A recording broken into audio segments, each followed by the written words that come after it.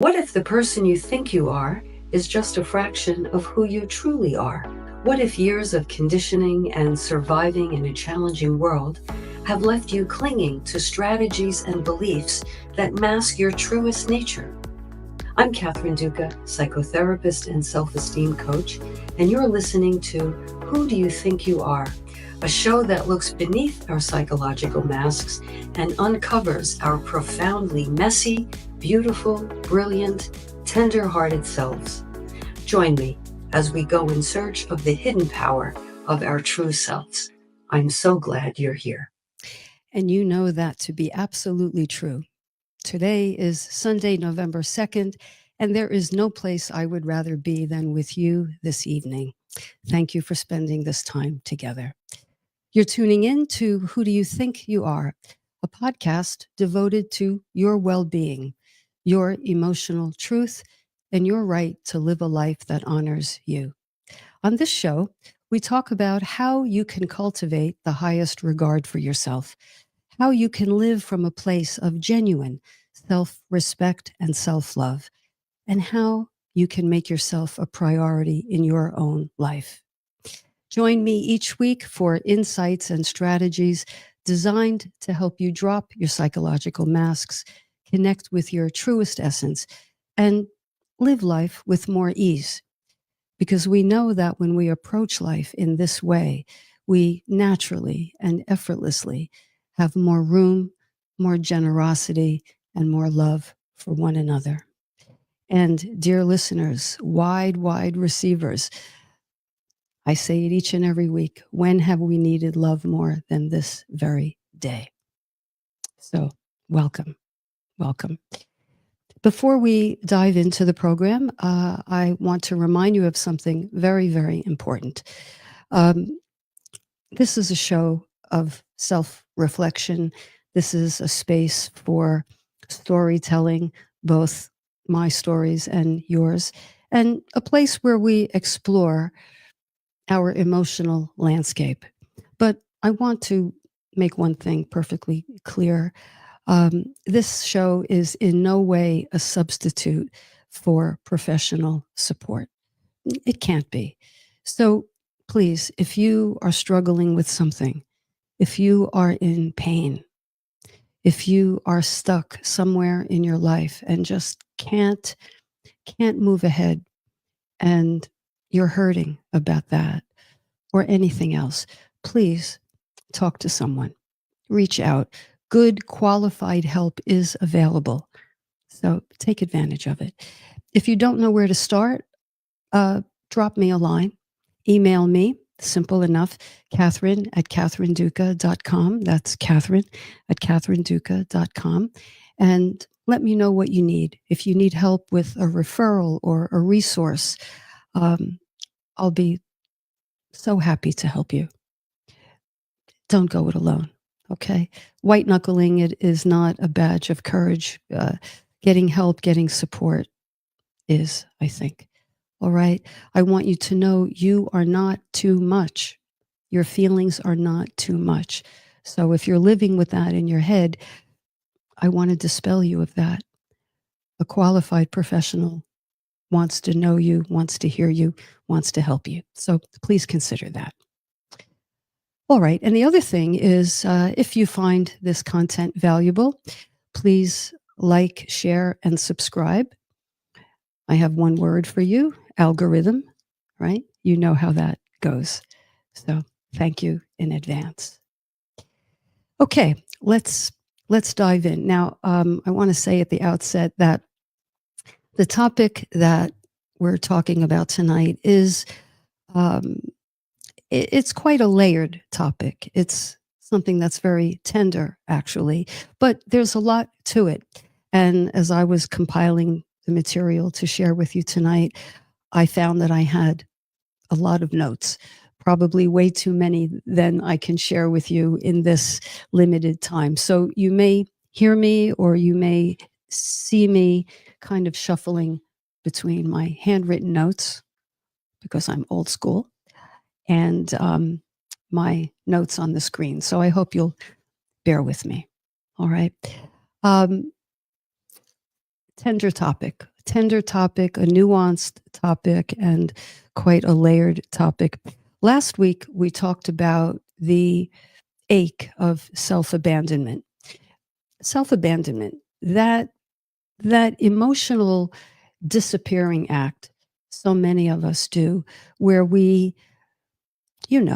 contort ourselves, we twist ourselves into some kind of emotional pretzel. We shrink, we silence our voice, we tamp down our emotions, all to stay in the good graces of people, people we care about, but maybe also to the world at large. We may have become someone who, because of our upbringing, we learned to believe, right? This is not an absolute fact, it's a belief, and beliefs are nothing more than interpretations. We came to believe that we have to sacrifice ourselves oftentimes in order to feel loved. Well, tonight, I want to say at the outset, I want to offer a huge disclaimer. Tonight's conversation is not about fixing that problem. It is not about fixing or curing self-abandonment. We are simply beginning to notice it. So that's the huge disclaimer. Objects are closer than they appear in the mirror. Well, we're not going to talk about a cure tonight. We're talking about a beginning. Now, you might say, Catherine, come on, I need more than that. Last week, I realized from the conversation that I leave myself behind. Okay, good, got it. Now, what do I do about it? Well, I want to remind you about a very important guideline. Before there is doing, when it comes to making any sort of change in our psychology, in how we view ourselves, before there's doing, there must be understanding. This can't be rushed. Okay, I hear everybody's sigh of disappointment, but it's true. This sort of change cannot be rushed. It's not an intellectual pursuit. Now, some of the information I'm going to be offering tonight, and that I started last week, is of an intellectual nature because I'm laying out and mapping out a foundation regarding this thing we do called self-abandonment when we abdicate our own needs. So it starts top down, but really the transformation comes when we activate what we know intellectually and we take action. And by action, I mean small experiments. You see, when we talk about who we are in relationships, how we got to be who we are was part and parcel of our early relationships. So we became who we are by virtue of the people in our orbit when we were younger. And so any change that happens in adulthood, because this is deep stuff, can only happen vis-a-vis another relationship. We do not develop self-awareness in a vacuum. We can't sit on our couch at home and sort of think ourselves into changing in a way, and in the terms that we're talking about tonight, self-abandonment. You can't read a book and think you're going to change. You can't even listen to a couple of podcast episodes and think you're going to change. It doesn't work that way. You have to take this material on the road, if you will, and begin to make small but meaningful experiments. And I'll tell you what I mean as we get more into this. So tonight is about witnessing and noticing. Now, the crux of this show is what happens after we begin to realize, after it dawns on us, and maybe you've known this for a long time, or maybe it came to your awareness last week when you listened to the podcast, that in order for you to feel loved, you may have really compromised yourself, uh, you know, denied your own needs. And if we deny our own needs, if we suppress them long enough, guess what happens? We forget we have them. We don't recognize them. We don't know how to speak about our needs. And in fact, over time, what happens is we sort of calcify, and we put kind of a shield around those needs. And we may even pride ourselves on not being needy at all. So this is what happens over time when at some point in our lives we caught on that the way to stay in someone's good grace, our parents, our caregivers, authority figures, the way to be liked or loved or approved of or belong or stay connected, all of those interpersonal states, we had to adjust who we are. And by adjust, I mean adjust down. So if our emotional spark, if our truth, if our authenticity were on a dimmer switch, somewhere along the line, we figured out, we inferred that we have to turn that dimmer all the way, I think it's to the left, all the way down in order for our caregivers, our parents, our teachers to be comfortable. Because if we kept them comfortable, if we didn't ask for too much, if we didn't burden them, if we didn't look to them for something they didn't want to give or couldn't give, then they wouldn't get upset with us. And each of us, I believe, who was raised with parents who were to some degree emotionally unavailable, each of us learned just the right amount of dimming that we had to do in order to keep that equilibrium. If we had parents who were everything from emotionally unavailable to immature to addicted, ill, mentally ill or physically ill, or otherwise unable to meet our needs, we probably had to dim our light and our very essence and who we were pretty severely. And when we do this, we find ourselves in a state of self-abandonment. Now, the irony here is worth mentioning, because the reason we do this, and I really hope I can express this in a way that is easily understood. We do these things in order to keep ourselves from being abandoned or from feeling abandoned.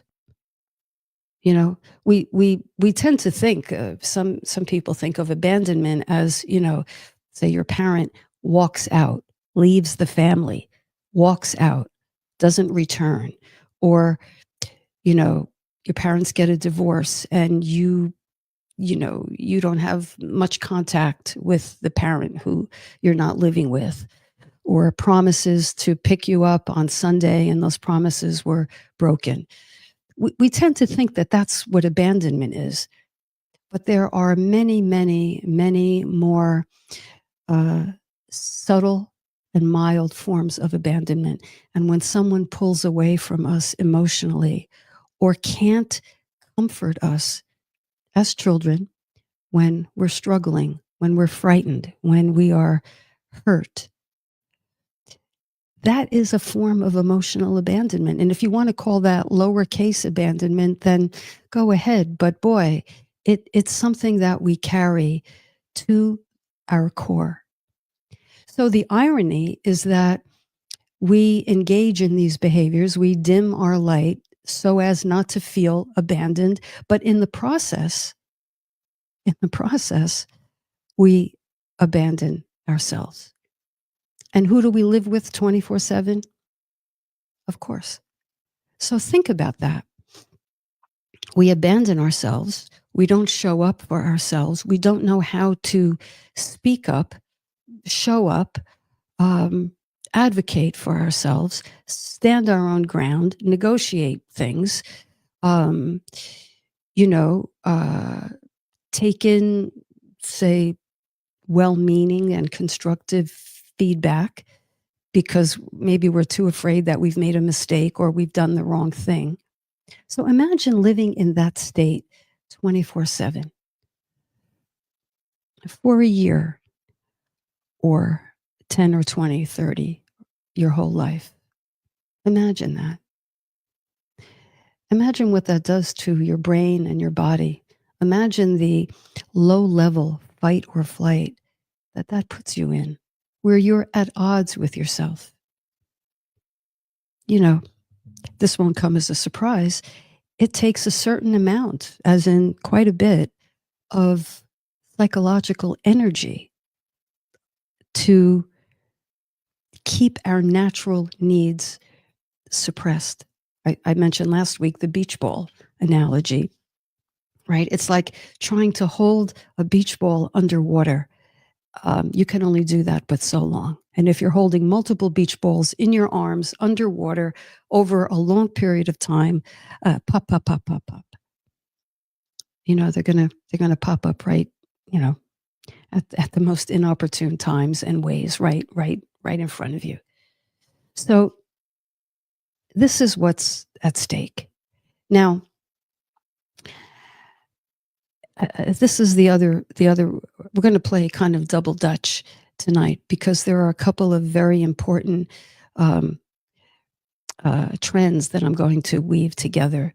And one is that when it dawns on you or when you decide to declare that, maybe you were listening last week and you said, oh gosh, yeah, that's it. I abandoned myself.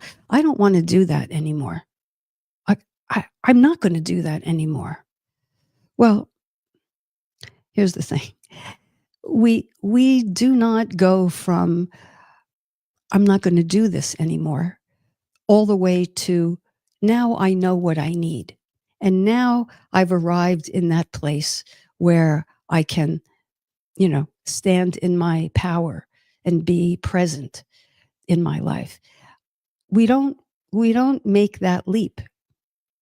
It's too much.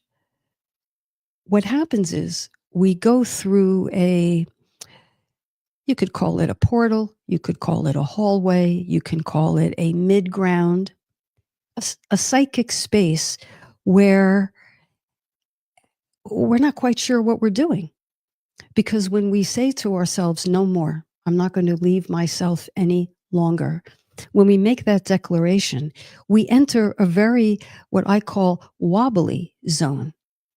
It's the zone where we are beginning, and that's the operative word, beginning to let go of a certain way of being that we are beginning to understand no longer serves us, beginning to let that go one sliver at a time before we have another way of being. So in between no more and okay, I've got it, is this place of uncertainty. It's clumsy, emotionally speaking. It's awkward. It's tentative because you're trying on something new. The image that comes to my mind is trapeze artists. You have to let go of one of the bars in order to catch the other bar. But okay, that space in between can feel very threatening. Now, what is our individual net? What is our safety net? Okay, our safety net, well, let me put a plug in for working with a qualified psychotherapist or mental health professional. The safety net is the support and the insight of another person, a person with whom you can interact with very differently than the way you feel you need to interact in order to feel accepted. So when you come to therapy, what you're offered immediately is what Carl Rogers called unconditional positive regard. And that doesn't mean that if you call me, for example, I'm going to agree with everything you say, or I'm going to not present another point of view. So it's not about that. It's about I, like any qualified therapist or mental health person, will hold the space for you. I'll hold the space so that you can let go of that bar of who you've been and, you know, suspend judgment while reaching for that next bar. I'm gonna accompany you in that in between space by holding presence, by using myself as kind of a what are those things musicians use, a tuning fork, I believe, right? I'm going to, because I know something you don't yet know, but you will know, and that is I know the light that is within you before you felt you had to dim yourself. I know that. I know that because that's true for every one of us. You know, the sun is always shining, no matter how cloudy, no matter hurricane, category 5. The sun is always up there, blazing. But if your light has been obscured by these interpretations and beliefs, I'm going to hold for you that which you don't yet recognize within yourself, which is your own magnificence. That's why the show is called Who Do You Think You Are? Because who you think you are is that dimmed person. But who I know you to be is this magnificent person who is a light on this planet. No matter what you've done, no matter what you've done, no matter what mistakes you've made. Now, you might say, sidebar, you might say, well, I can think of a few people on this earth who I would say don't have any light. I see no evidence of their light. Well, um, yeah, I hear you. I hear you. There are people who live in states of darkness and really darkness. And these individuals, unfortunately, sadly, are very, very, very, I believe, cut off from source, cut off from their divine intelligence. They're cut off from their light. So they're not so much dimming as they are disconnected, severely disconnected. But what I do is I pray for those people that they find connection, because those people are not calling a psychotherapist. I can promise you that. Those people are not calling a psychotherapist.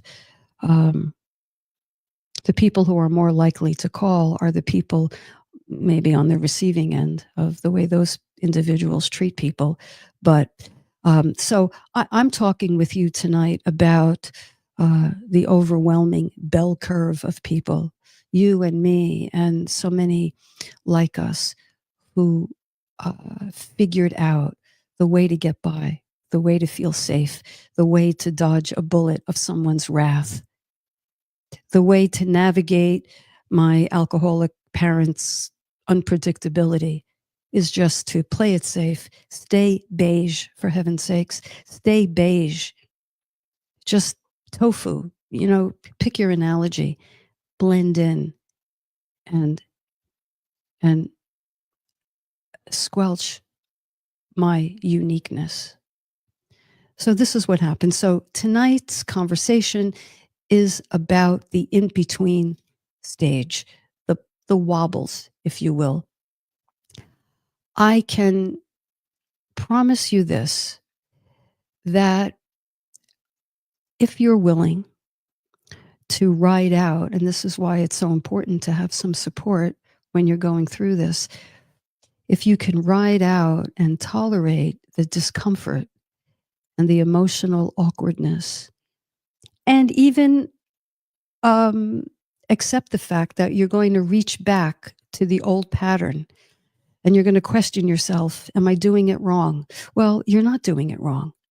If you're willing to step into that space and grapple with it, because that's really the struggle to be in that mid range, then I promise you something will happen. Your sheer willingness to stay there a little longer than you did last time will build your muscle. It can't go any other way. You you you strengthen the muscle of staying still, staying with yourself, I mean to say, even when the discomfort arises. So discomfort tolerance is the language we use in psychotherapy, is very important. Very important. Not unlike when you begin to work out. You push yourself a little bit, not too much. You're in a window, where you're doing more than you normally do. You're pushing yourself. How are you going to feel the next day? You're going to feel a little achy, but it's a different ache than the ache of self-abandonment. It's a different ache. It's the ache of working out. So it's qualitatively quite different. It feels different in your body.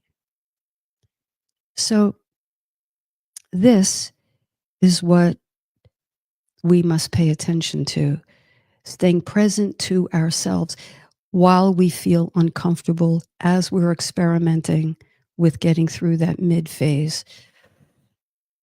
It is the caterpillar's chrysalis. Am I saying it right? Chrysalis. If you have ever, I have to say, if you have ever witnessed a caterpillar go through the stages before it becomes a butterfly, I mean, I know it's cliche, but I'll tell you, if I witnessed it. Short story, quickly. I had a fear of caterpillars, actually. You could probably call it a phobia, in fact. Why, you ask? Because when I was 4 years old, I remember the day, I remember the actual day, there were a lot of caterpillars around. And I was playing with a group of friends. We were little. And I remember one boy collected a coffee cup. There was a cardboard coffee cup.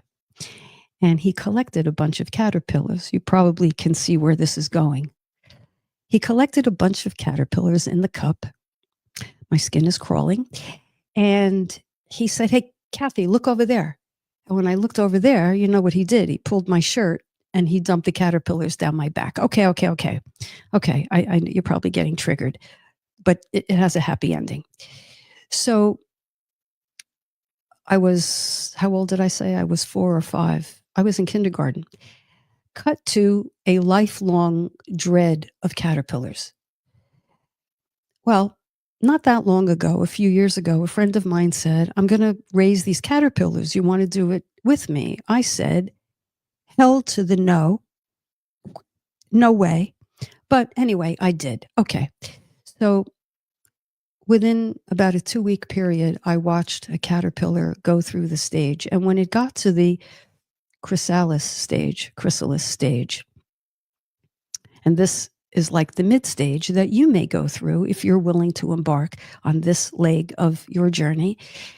It is, I mean, you could say it's profound. You could say it's sort of grotesque in a way.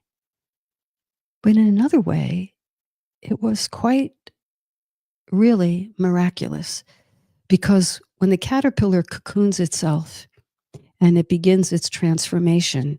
That which it is turns into this gooey, dark kind of, well, goo. And something very miraculous happens. A lot of the cells die, but then there are these other cells called imaginal cells. And those are the cells that survive. And from those cells, a newly formed creature develops from those imaginal cells. And then, of course, you have the butterfly, and the wings are all kind of tucked in, all origamied. And when it begins to break through that cocoon and it unfolds its wings, and from a capsule that's about 2 inches big emerges this glorious, colorful creature with a wingspan 5, 6, 7 times the width of the little capsule it was confined in. It's mind-blowing.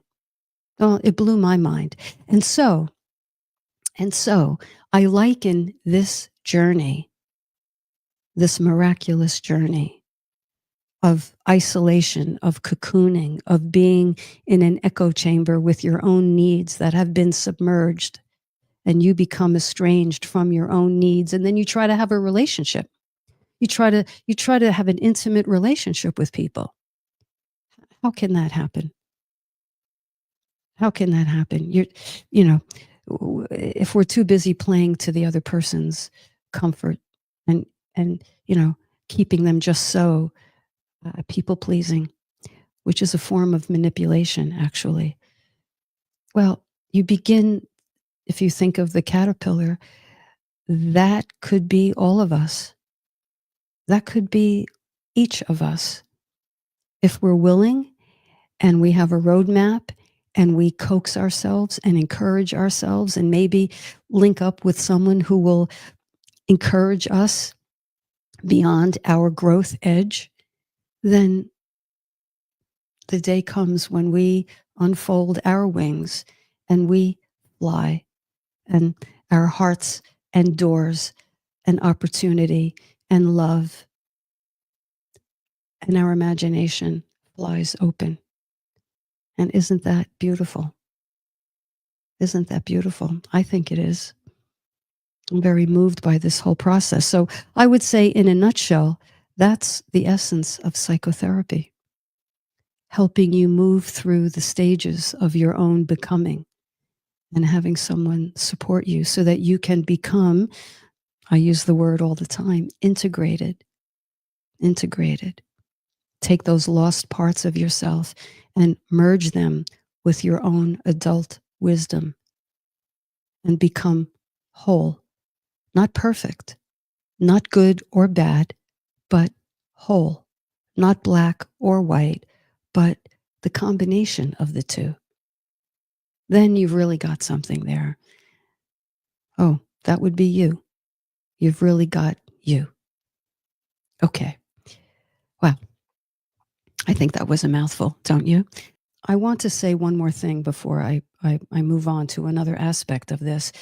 When you navigate the wobble zone, and you stay more and more and more present with yourself, a couple of things I think are going to bubble up to the surface, and this is quite normal.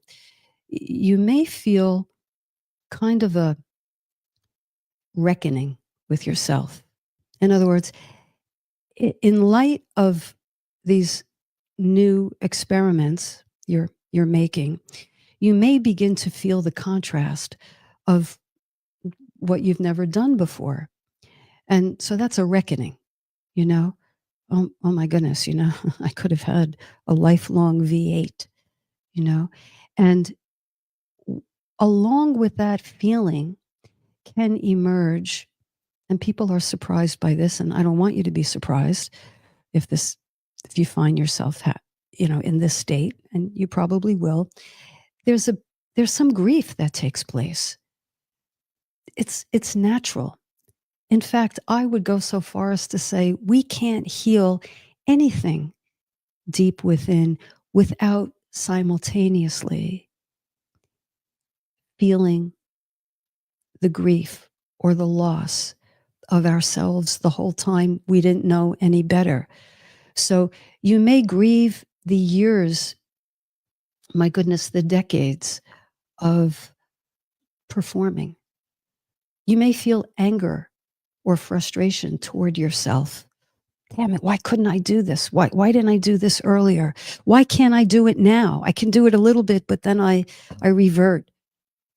Okay. You may feel kind of disoriented, unsure of who you are without that pattern. And there's a good reason for that. I want you to know that is not regression. That is you returning to yourself, returning to yourself. It's not a setback. It's not doing it wrong. In fact, I tell my clients when they arrive in this place and they begin to feel sad, they're surprised because they say, why don't I feel terrific? Well, I have to say, one does feel a sense of mastery every time you do the experiment. But yes, along with that is often sadness. Sadness because you mourn what was lost. And the best thing you can do, in my view, is let yourself be present to that. Let yourself feel that. Let yourself name that. You're mourning what was lost. You're mourning the identity you built your whole life around. That is resting on that core belief that you were too much for people, and so you had to just submerge yourself and hide yourself, right? Because what happens is now you're juggling a lot, right? You're juggling experimenting, you're juggling some mourning, maybe some sadness, along with some mastery. But a miraculous thing happens. A miraculous thing. You notice, and you're a witness to your own self, that one time you chose yourself. You were true to yourself. Maybe you had an interaction and someone disagreed or asked something of you, and you paused.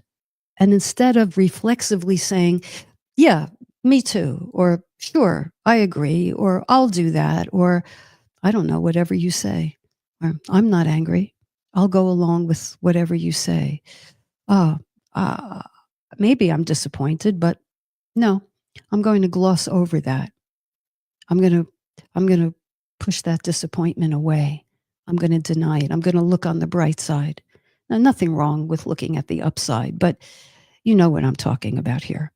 If you do that habitually, then you know, that's kind of one size fits all.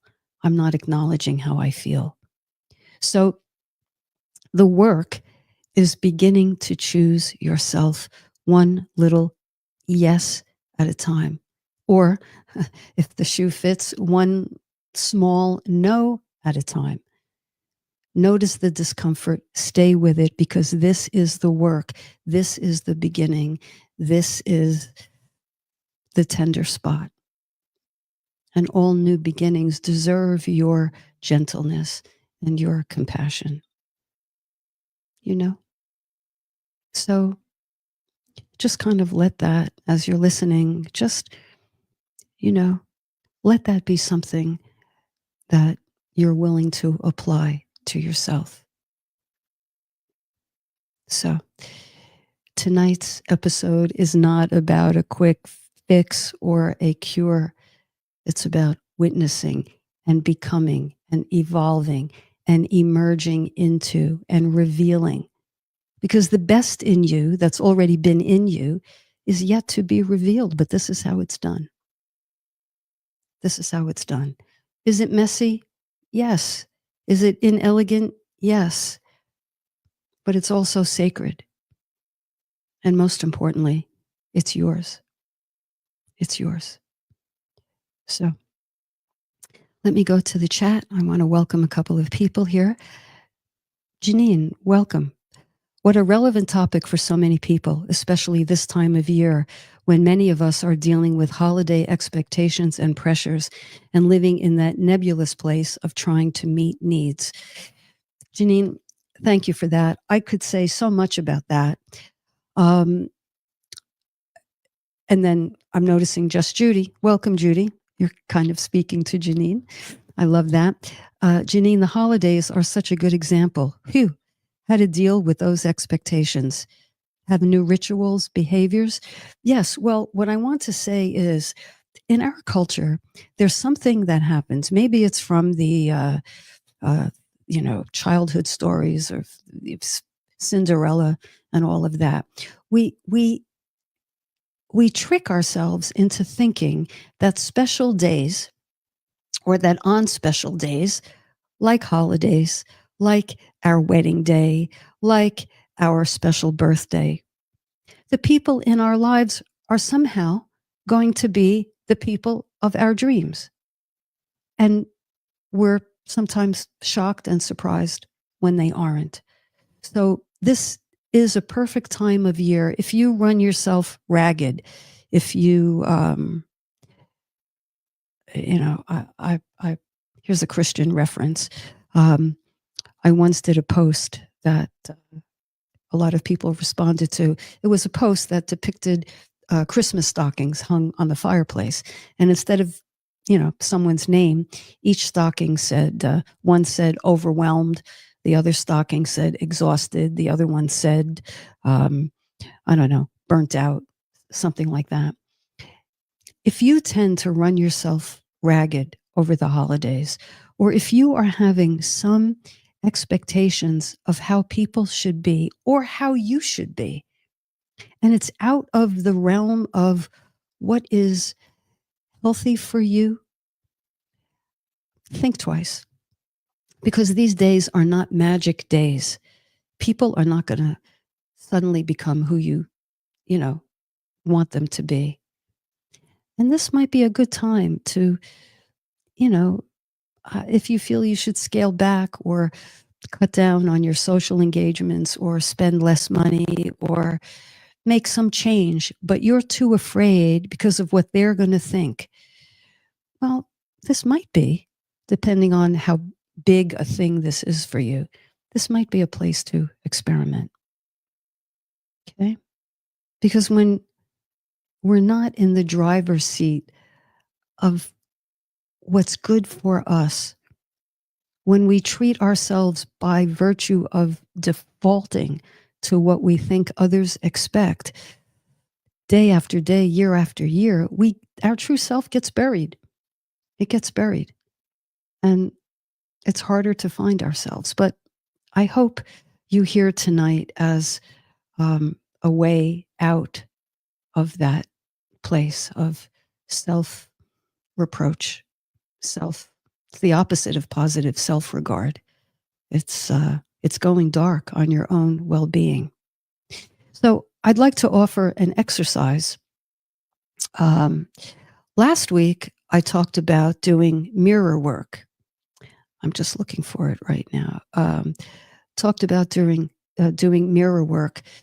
This is like mirror work, but a twist. Mirror work is where you look in the mirror, not in an observation kind of way, not in a critical way, not in counting your crow's feet kind of a way. No, you look in your eyes. You look deeply into your eyes, and you connect with the person looking back, and you let that person know, hey, I know what it was like for you back then. I understand what that time was like, what you went through. So this is a variation on that, but you do it with a photograph of yourself. And I have the instructions, not that there are really many instructions, but yeah, you can call this being your own witness. And what you do is you get a photograph of yourself. You go into the attic in the shoebox and you get a photograph, or you go all the way back on your camera roll and you find a photograph of yourself at a tender age, whatever that is for you. when things felt confusing, when things felt out of your control, when you felt you or your family um, were, were in turmoil, anything like that. You felt sad, you felt rejected, you felt hurt, you felt lonely. Find a picture at that point in your life and hold that image gently, in your hand or as you're looking at it, and let your younger self know the following. I see you. We all want to be seen. It's the number one most important thing I think each of us wants, to be seen, to be heard, to be known. But guess what? We are too disconnected from ourselves. So you hold the photograph and you say to your younger self, I see you. I remember what that felt like when, mom and dad were arguing viciously and you didn't know where to hide. I I I I get you. When all the attention went to your sibling, because he or she or they had something going, a mental health problem, an actual uh, illness of some sort, and all the attention went there, and you were praised for being the easy one, the quiet one. You say to the reflection of your younger self, I see you.